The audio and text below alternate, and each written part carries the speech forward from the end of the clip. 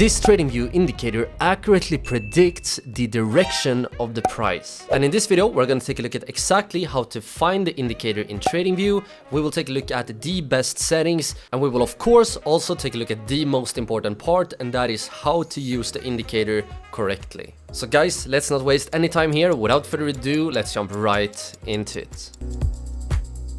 Alright guys, so the first thing you want to do is to open up a clean chart in TradingView. Right now as I'm speaking, I'm looking at gold on a daily time frame. But don't worry, you can use this indicator on shorter time frames as well. Now we're ready to open up the indicator. So we go up here to the indicators tab in TradingView. And what we want to search for here is bias and sentiment strength. And as you guys can see, the indicator I will show you guys in this video actually received an award from TradingView. And that is of course a very good sign. But now let's open up the indicator. Now, as you guys can see, the indicator has appeared here on the chart. And this indicator can look super confusing in the beginning, but don't worry, I will walk through how to use the indicator in a step-by-step manner. But before we do that, we actually have a few important settings we need to change. So we navigate here to the lower left corner and we press on the settings tab. Then we want to head over here to the inputs tab in the settings. And here, as you can see, we have lots of settings that all have 1 as the standard setting. And this will actually make the indicator much harder to read. But what we want to do here is that we want to change the MACD to 2 or even 2.5. I think I would go for the 2.5 here to make the MACD indicator appear clearer. As for the RSI scaling, we can go for a scaling of around 5 here for the RSI. We also have the slow stochastic, which we can go for 1. And in this case, we can actually keep the awesome oscillator at 1, the alligator at 1, and the volume bias here at 1. We also have the volume bias source, and you can see that the standard here is high, low, close 3. This one you can use. Personally, however, I do prefer to use the open, high, low, close 4, which takes into account all the points on the candle. So I'm going to show us the OHLC4 here. I will not go into detail about these different settings because, as always, I want to keep the video as short and concise as possible. So for now, let's just choose open, high, low, close 4. The volume bias length here, you can also argue to change this one up a bit, but I want to keep it simple and have this one at 30. So these are the settings you can use, at least for gold here on the daily time frame.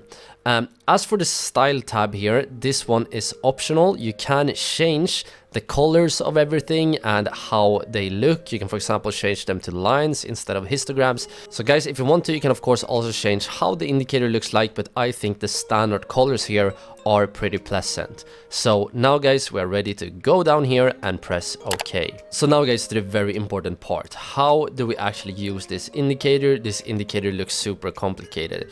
And the reason we have so many different lines here, you can see we have actually 6 different lines here, is because this indicator combines 6 different indicators in one. And let's actually go to the settings tab once again here and go to the inputs tab, because here you can see the indicators we combine. So we use the MACD, we use the RSI, stochastic, we use an indicator called the awesome oscillator scaling. If you want to, guys, let me know in the comments if you want a video on this indicator. We have the alligator indicator that I also haven't covered yet, but these are all the indicators we combine. So we combine multiple momentum indicators, but the amazing thing about this indicator is that we also use volume, and to be more precise, we use something called volume bias, and that is a measurement of the volume strength. So this indicator is very comprehensive, very amazing. So a big shout out to the maker of this indicator. So now then, how can we use this indicator to try to predict the price direction? Well, in order to see a strong move towards the upside, like we for example see right here, we need to see a few things on the indicator. What we want to see here is that we want to see all the momentum indicators being blue.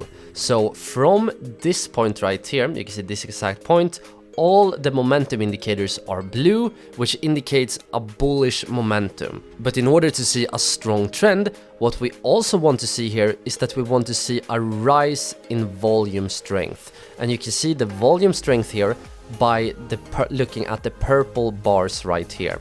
So when all the indicators are blue, and at the same time we're seeing volume strength increasing, this right here can be used as a buy signal. But as always guys, if you have been following the channel for a while here, you know that we always also want to look at the previous market structure. And as you can see, if we look back a bit here on the gold price, you can see that we had a pretty significant high right here. And a very interesting thing you can see about this candle right here is that two things happen. First of all, this candle right here was actually the first candle that had all momentum indicators being bullish and also had rising volume. So the indicator was here showing an upwards price direction.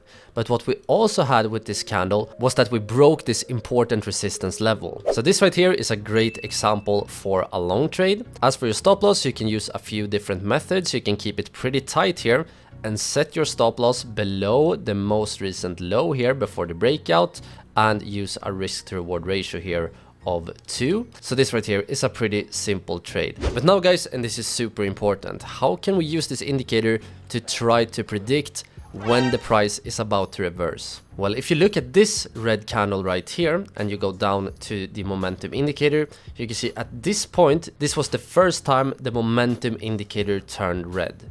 And at the same time, if you take a look at the purple bars, you can see that we had a decreasing volume strength. So this right here is a clear warning sign that the trend might be coming to an end. However guys, this does not mean that we have entered a downtrend, because if you take a look at this whole price area right here, you can see that some of the momentum indicators are still bullish, some of the momentum indicators are bearish.